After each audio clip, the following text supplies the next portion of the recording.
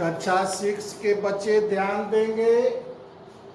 आज हम लोग हिंदी सुरभि भाग 6 में पाठ 4 हमारी वन संस्कृत पाठ का अध्ययन करेंगे। तो आइए हम लोग देखें कि हमारी वन संस्कृत के बारे में लेखक क्या बताना चाहता है। तो प्रस्तुत पाठ में लेखक पर्यावरण शब्द बच्चों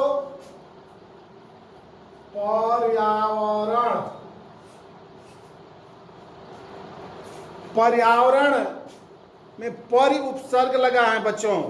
उपसर्ग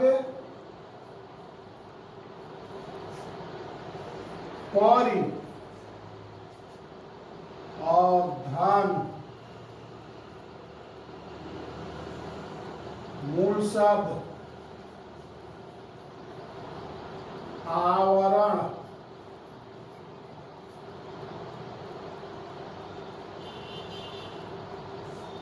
परिधन आवरण पर्यावरण। परि माने बच्चों होता है चारों ओर, आवरण माने ढका हुआ, घिरा हुआ, घिरा हुआ। परि माने बच्चों चारों ओर, आवरण माने हुआ घिरा हुआ। तो पर्यावरण किसे कहते हैं? तो चारों ओर से घिरे हुए आवरण को, चारों ओर से ढके हुए आवरण को ही हम पर्यावरण कहते हैं। ये जो भी हम लोग देख रहे हैं ये सभी पर्यावरण हैं। तो प्रस्तुत पाठ हमारी वन संस्कृत में पर्यावरण व पर्यावरण संबंधी समस्याओं पर विचार किया गया है, उसके बारे में बताया गया है कि आज जो है हवा, पानी, मिट्टी, हर जगह प्रदूषण का बोलबाला है। हर जगह प्रदूषित, पेड़ को काट रहे हैं, जल को गंदा कर रहे हैं, हवा में तरह तरह के प्रदूषण गैस जा रही है। तो प्रदूषण को कम करने के लिए हम सबको मिलजुल कर प्रयास करना चाहिए। प्रदूषण जो पर्यावरण प्रदूषण है, वो पर्यावरण प्रदूषण के क्या कारण हैं, उसके क्या कारण हैं, उन कारणों के बारे में, उसको दूर करने के बारे में चलो हम लोग इस पाठ में देखें। तो देखो बच्चों, पर्यावरण हमारे आसपास का प्राकृतिक पर्यावरण, प्राकृतिक वातावरण, हमारे आसपास का जो भी वातावरण है, प्राकृतिक वातावरण है जिसमें हम लोग रहते हैं, पर्यावरण कहलाता है। हमारे आसपास का प्राकृतिक वातावरण जिसमें हम लोग निवास करते हैं, रहते हैं, वही क्या है? पर्यावरण। हवा है, पानी है, धूप है, गर्मी है, सर्दी है, बरसात है, धरती, पर्वत, नदियाँ, जीव जगत, पेड़ पौधे आदि सभी ये हमारे पर्यावरण के अंग हैं। हमारे पर्यावरण के कौन कौन अंग हैं बच्चों? तो पानी, गर्मी, धूप, सर्दी, बरसात, नदियाँ, जीव जंतु, पेड़ पौधे, हमारे ये पर्यावरण के ये अंग हैं। और इन सभी का हमारे जीवन से सीधा संबंध है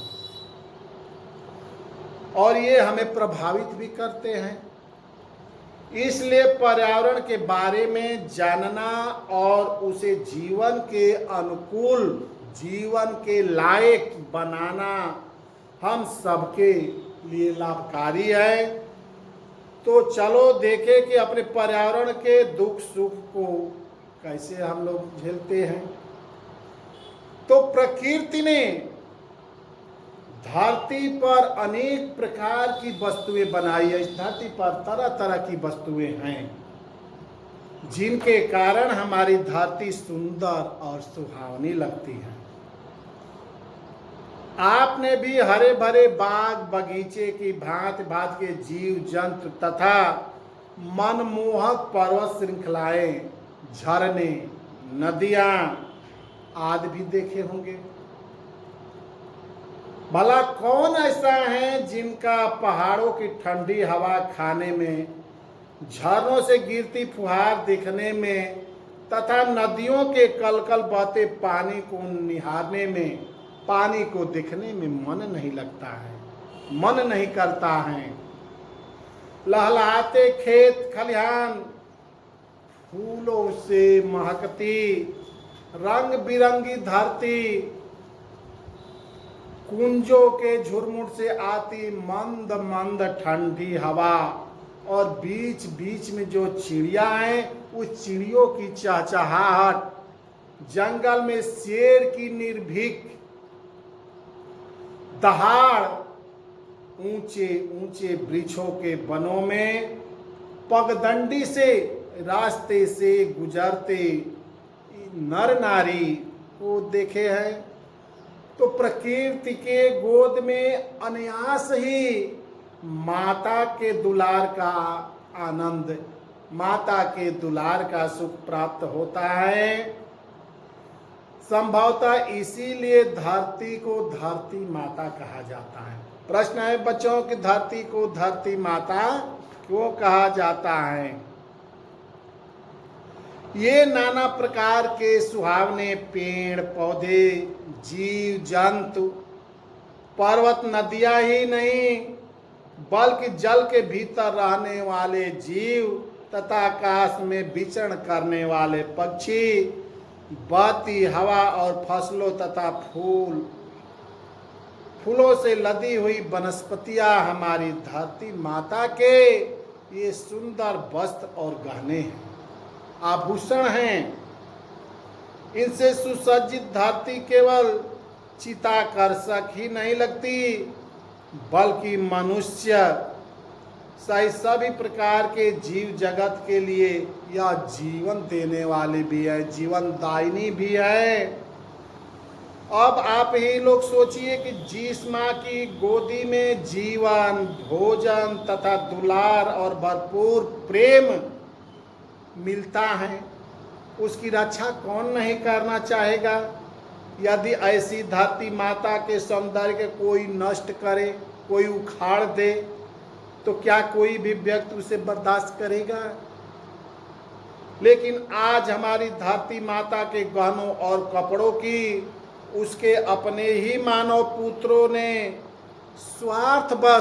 स्वार्थता के कारण लूट खसोट मचा रखी है। इनका परिणाम यह हुआ है कि धरती पर प्राकृतिक वस्तुओं का धीरे धीरे अभाव होने लग रहा है। पेड़ पौधे हमारे जीवनधार हैं। पेड़ पौधे नहीं रहेंगे तो वर्षा नहीं होगी, छाया नहीं मिलेगी, फल नहीं मिलेंगे, इबारती लकड़ी नहीं मिलेंगे। तो ये पेड़ पौधे ही हमारे जीवनधार हैं। वे हमें हरियाली, खाने के लिए स्वादिष्ट फल, सजावट के लिए फूल, मन की शांति के लिए ठंडी हवा भी देते हैं। वृक्षों की जड़ें धरती में चारों ओर फैलकर मिट्टी को बांधले रहती हैं, मिट्टी के कटान को वो रोकती हैं, जिससे हवा और वर्षा के पानी से मिट्टी बहती नहीं है। वृक्ष रेगिस्तान को बढ़ने से रोकते हैं। समुद्र से भाप बनकर जो पानी उड़ता है वह वृक्षों के कारण ठंडा होकर और धरती पर पानी यानी वर्षा के रूप में पड़ता है, जिसे खेतों में हमारी फसलों को उगने के लिए पानी मिलता है। वृक्ष हमारी सांस से निकली प्रदूषित हवा को स्वयं इस्तेमाल करके बदले में हमें ऑक्सीजन प्रदान करते हैं, जिससे हमारा खून साफ होता है और हम स्वस्थ रहते हैं। वृक्षों से हमें ईंधन और इबारती लकड़ी आदि मिलते हैं। उनमें से हमें गोंद, रेंजिन, लीसा, छाल, तरह तरह की जड़ी बूटियां और नाना प्रकार के जीवन उपयोगी वस्तुएं भी मिलती हैं। अब धरती वीरान होती जा रही है, वृक्षों को काटने से धरती वीरान होती जा रही है, रेगिस्तान में निरंतर वृद्धि हो रही है, वर्षा जो है समय से नहीं हो रही है, अनियमित वर्षा हो रही है, उपजाऊ मिट्टी बहकर नदियों में चली जा रही है, जिससे वे उथली हो रही है और वर्षा का पूरा पानी अपने में न समा पाने से नदियों में भीषण बाढ़ के रूप में प्रवाहित होने लगता है। बादल बिन बरसे ही चले जाते हैं, अतः जगह जगह सूखा पड़ रहा है, मौसम बदल रहा है, जिससे फसलों की पैदावार जो है सही रूप से नहीं हो पा रही है। अब थोड़ा प्रश्न देखें बच्चे, आगे अगले दिन हम लोग आगे पढ़ेंगे। पर्यावरण का क्या अर्थ है बच्चों? तो मैं पहले ही हम लोग पढ़े कि हमारे आसपास का प्राकृतिक वातावरण जिसमें हम लोग रहते हैं पर्यावरण कहलाता है। हमारे जीवन धार क्या है, हमारे जीवन के आधार क्या हैं? तो हमारे जीवन के आधार क्या हैं? तो पानी, धूप, हवा, गर्मी, सर्दी, नदियाँ, जीव जगत, पेड़ पौधे ही हमारे जीवन के आधार हैं। हवा के बाद मनुष्य की दूसरी आवश्यकता क्या है? तो हवा के बाद मनुष्य की दूसरी आवश्यकता पानी की होती है।